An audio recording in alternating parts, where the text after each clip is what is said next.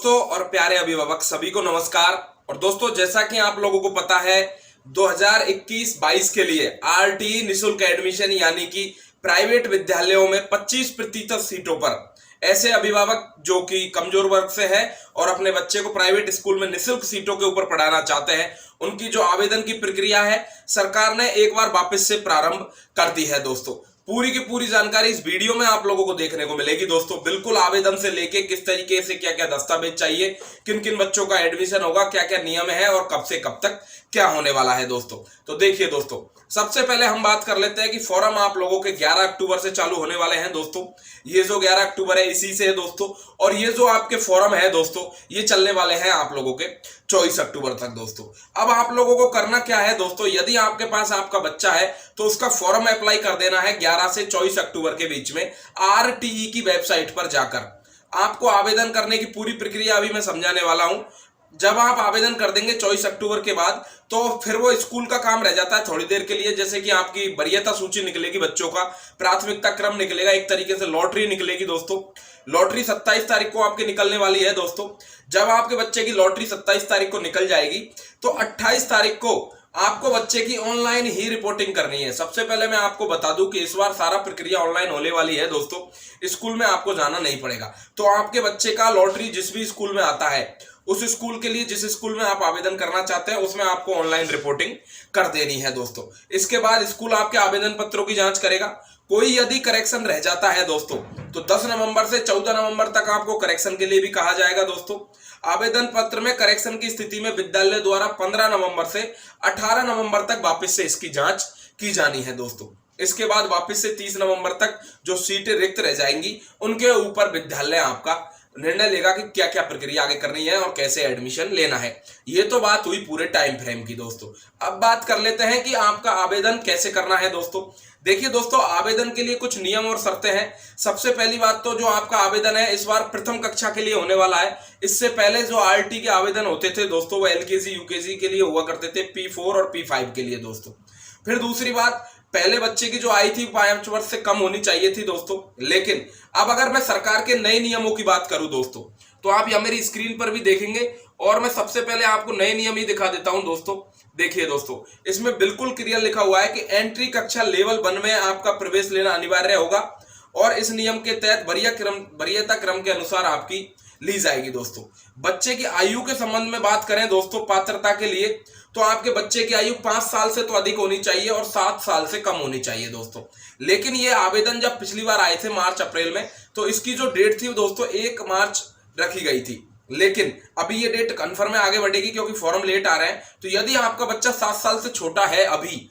तो आप फॉर्म को भर पाएंगे दोस्तों, और 5 साल से बड़ा है तो फॉर्म भरते वक्त आपको तो ये चीजें ध्यान रखनी है कि पहली बात तो आपको उन्हीं स्कूलों का चयन करना है जिस एरिया में आप रहते हैं। दोस्तों, सरकार ने देखिए यहाँ बिल्कुल लिखा हुआ है, किसी भी स्थिति में विद्यालय से संबंधित शहरी निकाय ग्राम पंचायत से बाहर निवास करने वाले बालक बालिका प्रवेश के पात्र नहीं होंगे। दोस्तों, यानी कि ऐसे विद्यार्थी जो उसी एरिया में, उसी ग्राम पंचायत में, उसी वार्ड में रहते हैं, शहरी हो चाहे ग्रामीण हो, दोस्तों आप लोगों को उन्हीं विद्यालयों में प्रवेश दिया जाएगा। दोस्तों, फिर अगला बात कर लेते हैं, या तो आप बीपीएल से होने चाहिए या एचआईवी, युद्ध विधवा, या आप लोग किसी प्रकार का विशेष दिव्यांगजन होने चाहिए, या आपके परिवार की आय 2.5 लाख रुपए से कम होनी चाहिए। बीपीएल श्रेणी वालों को भी इसका फायदा मिलेगा। दोस्तों, ये नियम कायदे कानून हो गए। दोस्तों, इसके बाद आप लोगों को एक चीज ध्यान रखनी है कि जो भी आप निःशुल्क हेतु निवास प्रमाण पत्र लगा रहे हैं दोस्तों, राशन कार्ड है, आपका मूल निवास है, आय प्रमाण पत्र लगेगा, जो भी दस्तावेज आप लगाएंगे,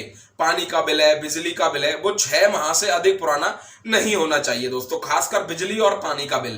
राशन कार्ड तो आपका चलेगा, उसमें कोई भी दिक्कत नहीं है। दोस्तों, इसके सबूत के लिए आपको एक बात और मैं बता दूं दोस्तों, और बार क्या होता था कि दस्तावेज आपको स्कूल में जमा कराने होते थे, लेकिन इस बार क्या करना है दोस्तों कि आपको वो सारे डॉक्यूमेंट रेडी रखने हैं। बच्चे का आधार कार्ड हो सकता है तो जन्म प्रमाण पत्र भी रखे, वैसे मांगेंगे नहीं, आपका राशन कार्ड या बिजली पानी का बिल, बच्चे का फोटो दोस्तों, आय प्रमाण पत्र, और यदि आप कोई भी दिव्यांगजन या उस तरीके की श्रेणी से एडमिशन ले रहे हैं तो उस तरीके का फोटो फॉर्म आपका। समझ गए आप मेरी बात को?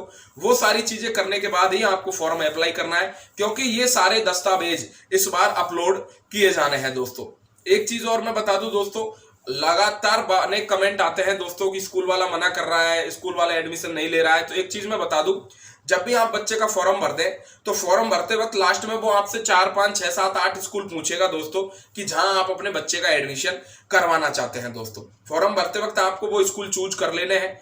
जब 27 तारीख को लॉटरी आएगी तो लॉटरी आते वक्त आपको पता लगेगा कि कौन से स्कूल के लिए कौन से नंबर पर लॉटरी लगी है आपके बच्चे की। तो वो लॉटरी की प्रक्रिया ही आप लोगों को उसके अनुसार, क्रम के अनुसार अपने बच्चे का एडमिशन जिस भी विद्यालय में कराना चाहते हैं। अब मान लीजिए किसी विद्यालय में 5 नंबर आया, किसी में 11, किसी में 2, किसी में 1 दोस्तों। तो हो सकता है कि विद्यालय वाला यदि आपका 11 नंबर है तो पहले वाले 10 बच्चों को पहले देगा, उसके बाद आप लोगों को एडमिशन देगा दोस्तों।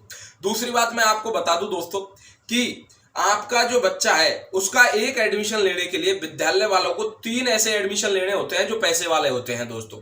तो इसलिए यदि विद्यालय वाले के पास उसकी सुविधा नहीं है, उसके पास ऐसे बच्चे नहीं है जो कि 3 एडमिशन उपलब्ध तो हो सकता है कि वो आपका एडमिशन लेने से मना भी कर दे दोस्तों। लेकिन यदि उसके पास एडमिशन उपलब्ध है तो वो आपका एडमिशन लेने से मना कभी भी नहीं कर सकता है दोस्तों।